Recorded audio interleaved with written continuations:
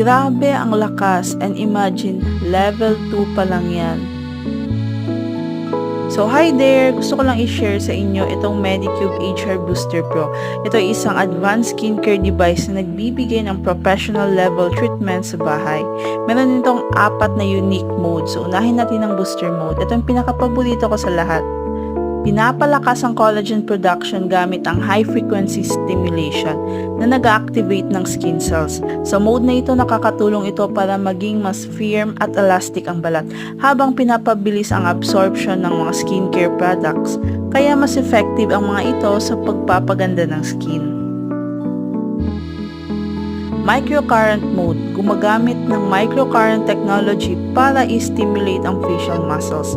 Nakakatulong ito para i-tone at i-lift ang balat kaya mas nagiging firm at naiiwasan ang saging. Air shot mode, gumagamit ng air pressure technology